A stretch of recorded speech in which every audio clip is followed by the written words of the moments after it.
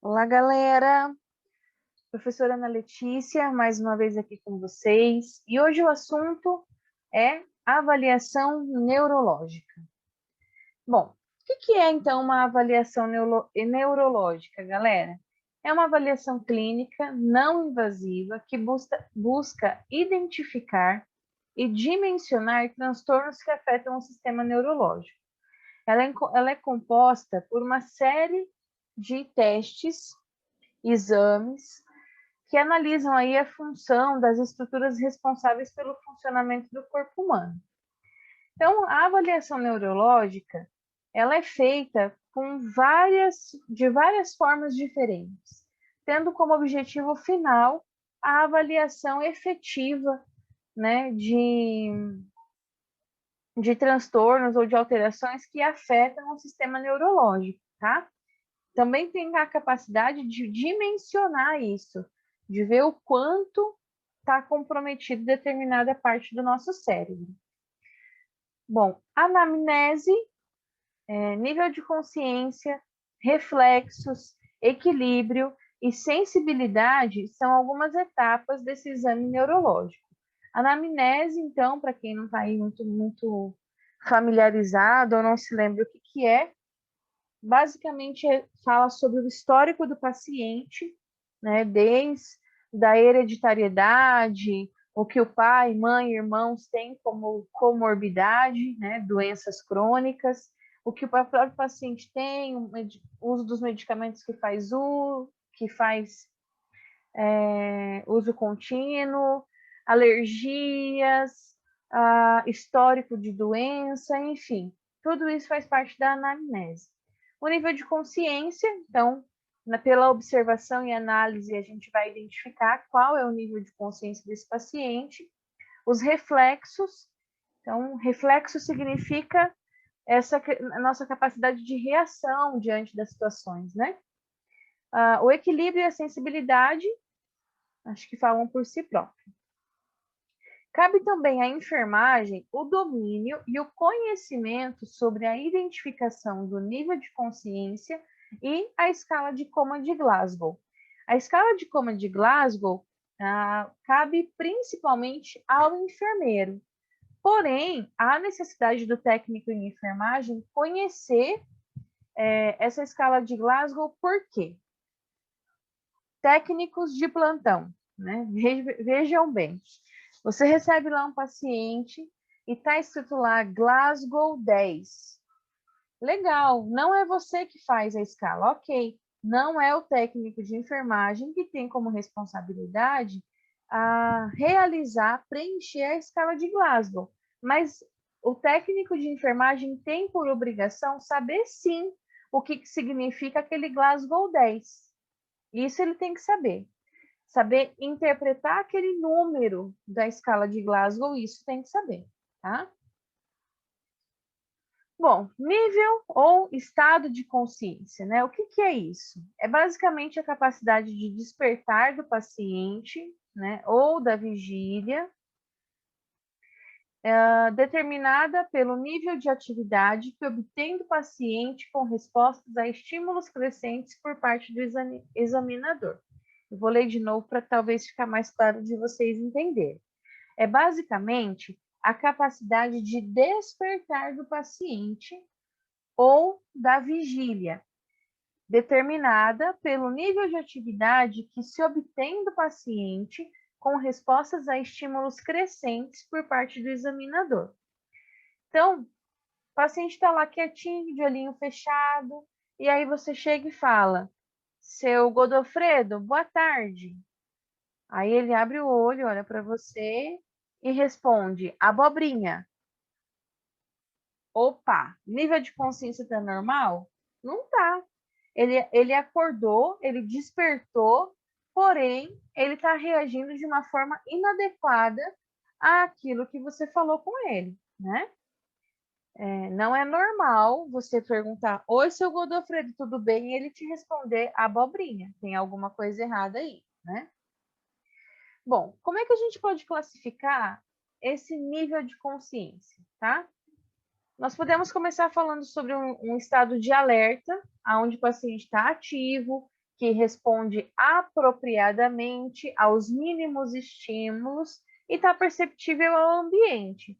Seu Godofredo, o senhor sabe que horas são? Ah, menina, eu tô sem relógio aqui, mas pela altura aqui do sol, deve ser por volta de um meio-dia. Então, opa, ele está perceptível ao meio, ele está respondendo aos mínimos estímulos. Ele percebeu que ele está sem relógio por perto, mas ele fez uma associação coerente com relação a posicionamento do sol e a tudo mais, né? Isso é bem importante. O paciente pode estar também numa classificação de nível de consciência letárgico, ou seja, lento ao falar, ele responde ao estímulo tátil e verbal, podendo apresentar certa confusão mental. É aquele lá que você vai falar, seu Godofredo, o senhor sabe aonde o senhor está? Que horas são? Aí uns 15, 20 segundos depois ele fala, oi? Você quer saber se é dia? Ah, acho que é dia. Então, assim, há uma lentidão na resposta e pode ser que essa resposta nem esteja coerente, tá? Apresente uma confusão mental. Seu Godofredo, onde é que o senhor está? O senhor sabe onde o senhor está? Ele demora um tempo para encontrar onde está a pessoa que perguntou isso para ele. E aí ele fala, ué, eu estou aqui na igreja. Então, aí a gente consegue ver também um outro exemplo de confusão mental, tá? A letargia pode não estar apenas na fala, mas também no estímulo de movimento. Seu Godofredo, o senhor consegue tocar o nariz? Ele até consegue, mas ele levanta a mão, demora para processar a informação simples, né, de um comando simples, e o movimento é muito lentificado e tudo mais, tá? Então, isso é o estado letárgico. O estado de obnubilação, olha que nome chique, né? Obnubilação é uma resposta lenta aos estímulos sensoriais profundos, ou seja, os estímulos dolorosos. A resposta pode ser verbal, em poucas palavras, que não fazem sentido. Então, você chama seu Godofredo, bom dia, seu Godofredo, e ele não responde. Seu Godofredo, você fala um pouquinho mais alto, ele não responde. Você palpa, chacoalha ele, né, de forma firme, porém sem judiar. E ele também não responde. Aí, então, você, quanto profissional da saúde, opta por um estímulo doloroso. E aí, pelo estímulo doloroso, ele responde. Na verdade, ele murmura, né? Ai! Pronto, ele murmurou. Então, ele tem um estado ali de obnubilação. Ainda não é um estado de coma. Ele não está em coma, mas ele está num estado de nível de consciência bem rebaixado, tá? O torpor é quando não ocorre uma resposta verbal ao estímulo doloroso, podendo apresentar apenas movimentos inespecíficos. Então, você faz lá um estímulo doloroso na unha ou próximo ao olho, né? Os outros estímulos dolorosos que tem, mas que não são mais recomendáveis hoje em dia, que é o estímulo do externo ou do mamilo, são estímulos dolorosos, mas que não são orientados hoje em dia que se faça, esses dois últimos que eu falei, mas você faz ele e o paciente não fala, ele levanta o braço, ele bate o braço no ar, né? Enfim, ele tem uma resposta, mas ela não é verbal, tá? Isso é o torpor. O estado de coma, então, é definido como estado de abolição de respostas ou respostas reduzidas e alteradas. O paciente tem perda completa da percepção do meio ambiente e de si próprio, e do qual ele pode estar despertado. Então, o estado de coma, você chama, você vira o paciente, você faz estímulo doloroso e ele simplesmente não manifesta nenhuma expressão, nenhuma resposta ao estímulo que ele está recebendo. Pessoal, além dessa classificação de nível de consciência, a gente tem o estado de confusão mental, onde o paciente fala e essa confusão mental pode ser associada a uma desorientação, ele está perdido em tempo e espaço, não sabe onde é que ele está, que horas são, o que ele está fazendo ali, fala coisas que não tem nada a ver, mas somente uma confusão mental. E pode também estar associada a um estado de agressividade, onde o paciente fica agitado e confuso. Então, esse paciente a gente tem que ter 30 olhos em cima dele, porque há uma grande possibilidade dele fazer arte, né? Tirar algum acesso, tirar algum dispositivo, enfim, artes inúmeras aí, tá bom? Com relação à escala de Coma de Glasgow, então a escala de Coma de Glasgow é amplamente utilizada por diversos profissionais da saúde, especialmente por aqueles que trabalham no âmbito hospitalar, com o intuito de definir o estado neurológico de pacientes a partir da análise do seu nível de consciência. É uma ferramenta bastante útil para traçarmos prognósticos da vítima e prevenir eventuais sequelas. Galera, a escala de Glasgow, ela é imprescindível, né, para a definição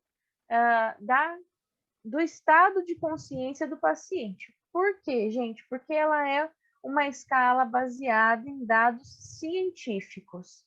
Não vai apenas pelo achismo ou pela avaliação do profissional que está ali presenciando, estando junto com o paciente. Há situações numeradas, e por isso que as escalas são tão importantes, que padroniza a avaliação, né? Os critérios também de avaliação daquele estado de consciência.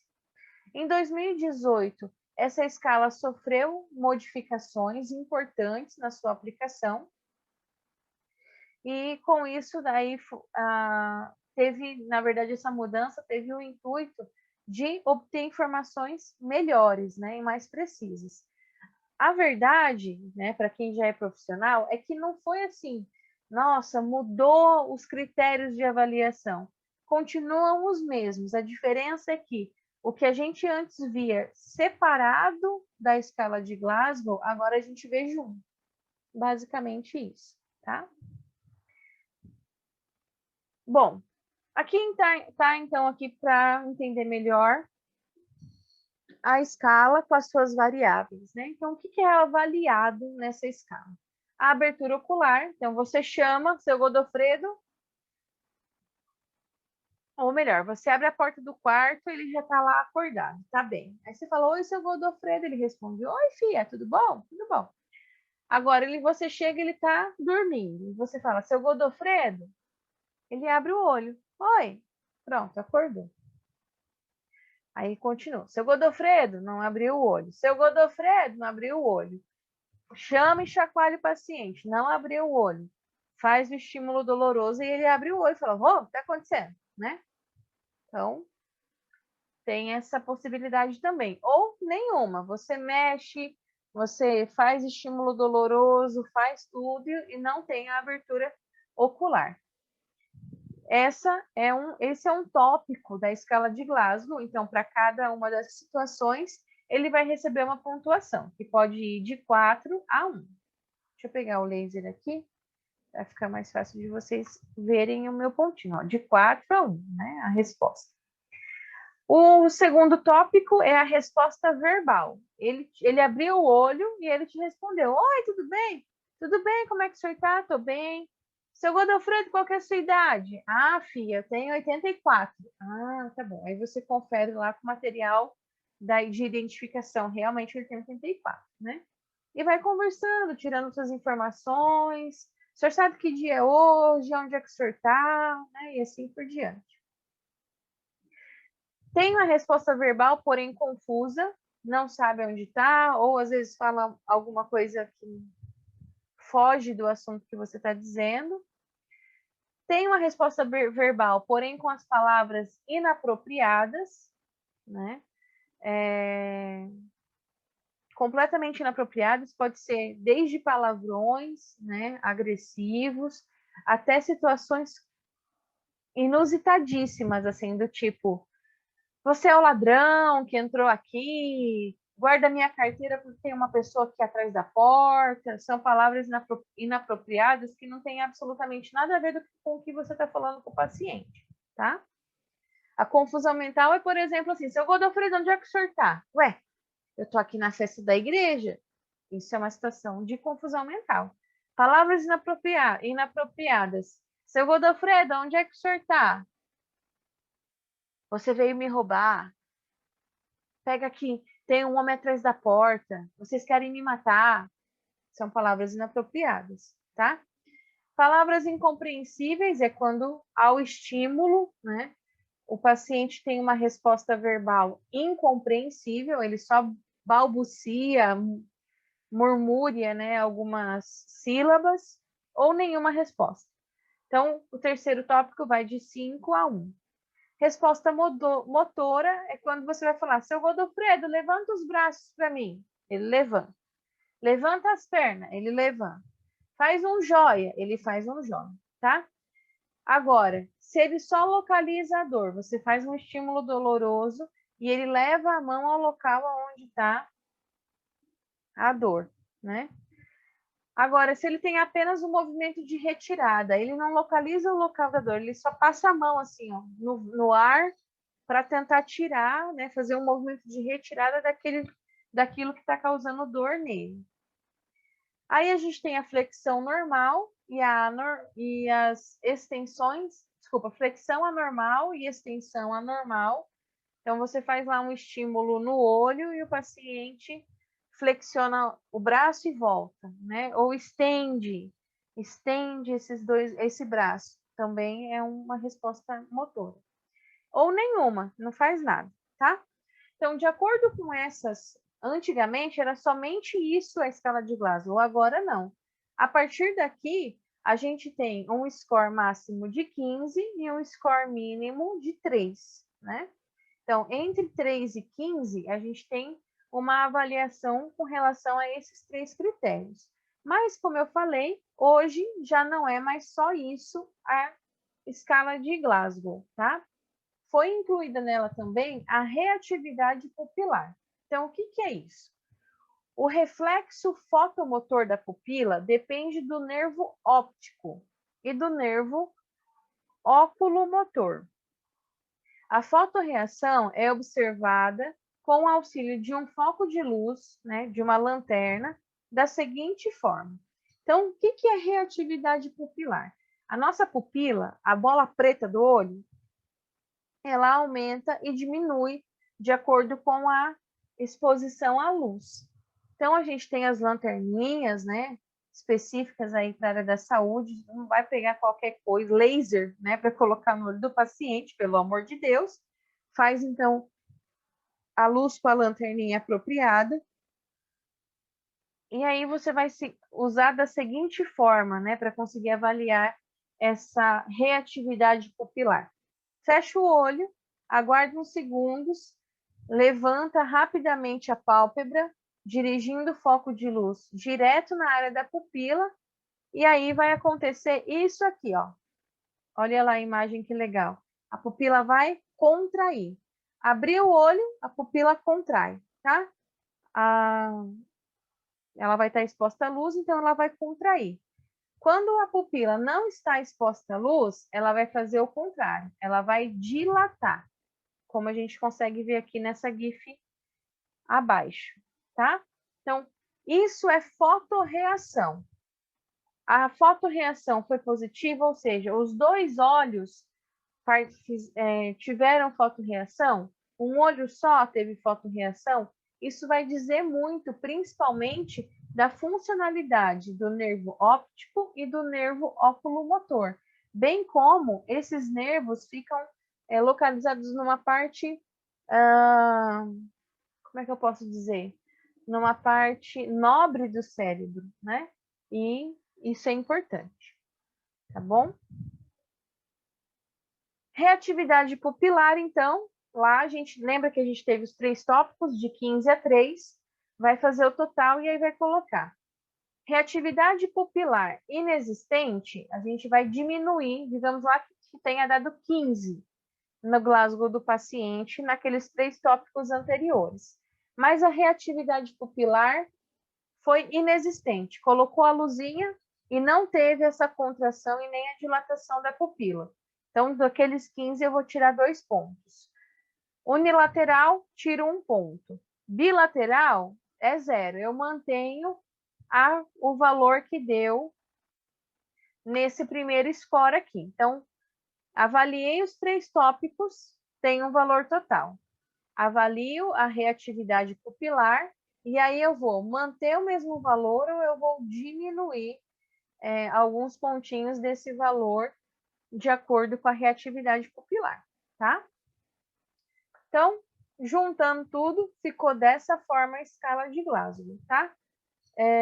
Como é que a gente vai avaliar esses números, tá?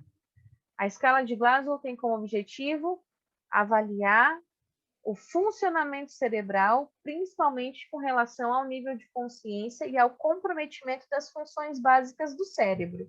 Então, como é que a gente avalia isso?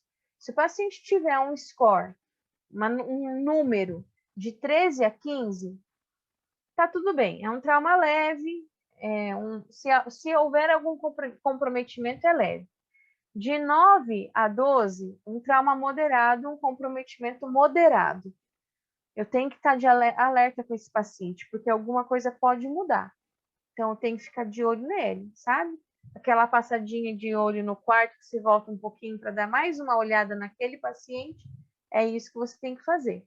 Agora, se o paciente tem um Glasgow de 3 a 8, é grave, gente, tá? Uma escala de Glasgow abaixo de 7 já é indicativo de intubação. Então, é um paciente grave. Se você chegar para pegar seu plantão lá e no paciente que você está cuidando tiver Glasgow 4, pega o plantãozinho elegantemente, vai lá no quarto e olha o seu paciente, tá?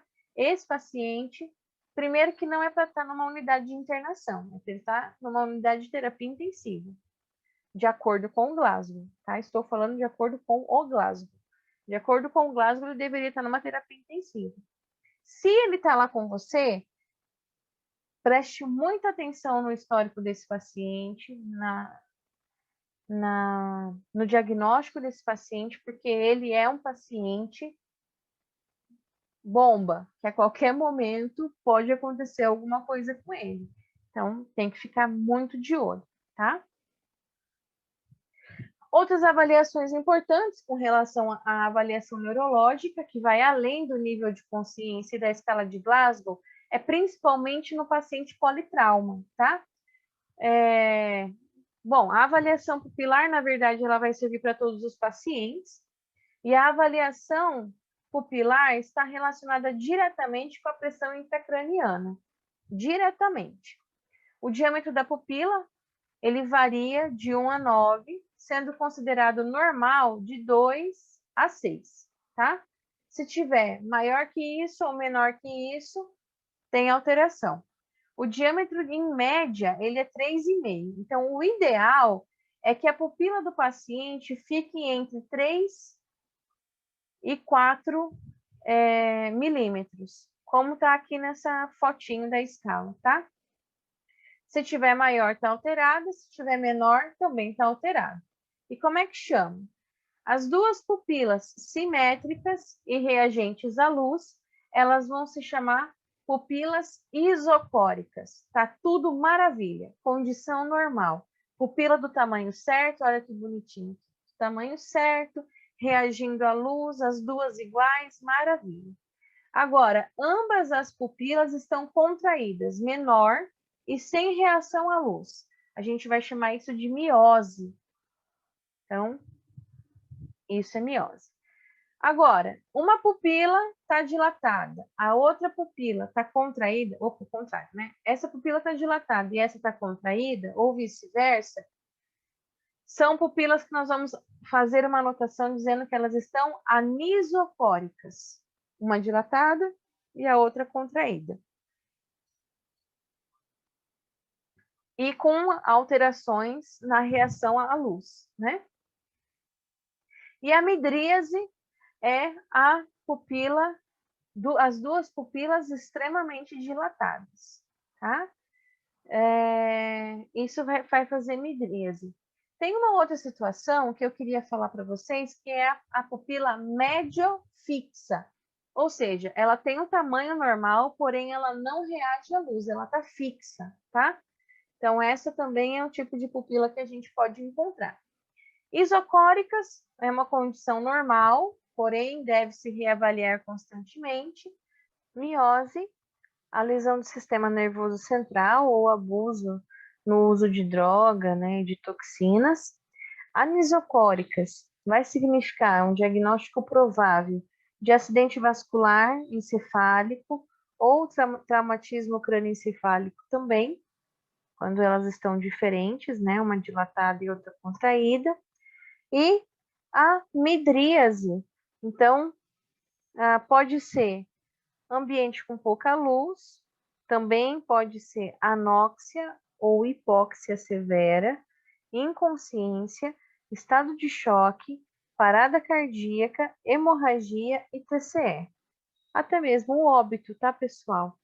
Midríase também acontece no momento do óbito. As pupilas mediofixas que eu comentei com vocês, que elas têm tamanho normal, porém não reagem à luz, elas são características de morte encefálica, tá? Bom, um outro sinal importante é o sinal blefarohematoma, ou conhecido também como sinal de Guaxinim, por ter, né, essa roda ao redor do olho. E o sinal de Guaxinim, ou blefarohematoma, consiste nessa equimose periorbital bilateral e é um forte indicativo de lesão de base de crânio. Surge em algumas horas após o trauma e indica trauma direto em base de crânio. Eu quero aproveitar a imagem para mostrar para vocês onde que pode ser feito o estímulo doloroso que eu mencionei anteriormente. Então, aqui está a sobrancelha, aqui embaixo da sobrancelha tem uma estrutura óssea. Se você palpar, vou fazer aqui até com a caneta, tá? Se você palpar embaixo, nessa região aqui, ó, é uma região muito dolorida e que não vai deixar marca no paciente, assim, roxo, né, hematoma. Você vai fazer uma pressão nessa região, abaixo do osso, né, dessa estrutura óssea que tem aqui na sobrancelha. E ali você consegue fazer um estímulo doloroso com qualidade e sem judiar do paciente, tá?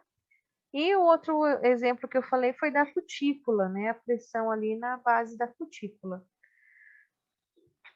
O sinal de batalha o sinal da batalha ou sinal de Buttle é esse sinal atrás da orelha, esse hematoma, né? Essa equimose atrás da orelha, que também é sugestivo para lesão de base de crânio, tá? A otorragia, também lesão de base de crânio. Pessoal, cuidado, tá? Não é uma sujeirinha de sangue. Quando a gente tem uma otorragia, a gente tem o sangue pelo menos assim, ó, escorrendo, né? Não é aquela coisa esguichando o sangue da orelha, mas há um volume capaz de escorrer o sangue ali no local da orelha, tá? A avaliação neurológica também, ela envolve os exames de imagem, né? Que a gente tem 3 exemplos de alterações de exame de imagem. Essa que eu estou circulando agora é uma imagem de morte encefálica. Aqui provavelmente é um tumor, e essa daqui com uma outra alteração que eu não vou me arriscar a tentar identificar junto com vocês por conta do tamanho da imagem e também porque não é função da enfermagem interpretar exames, né, laboratoriais nem de imagem. Então, isso também tem que ficar claro para todos nós, certo? Pessoal, vou ficando por aqui, deixando dessa vez uma mensagem reflexiva. É melhor você tentar algo, vê-lo não funcionar e aprender com isso do que não fazer nada. Ainda mais nesse tempo de pandemia. É melhor você tentar, nem que seja uma aula remota, nem que seja aprender uma nova ferramenta, né? Tente. Mesmo que não funcione, você vai aprender alguma coisa. É melhor você tentar algo, vê-lo não funcionar e aprender com isso do que não fazer nada. Um abraço, até a próxima.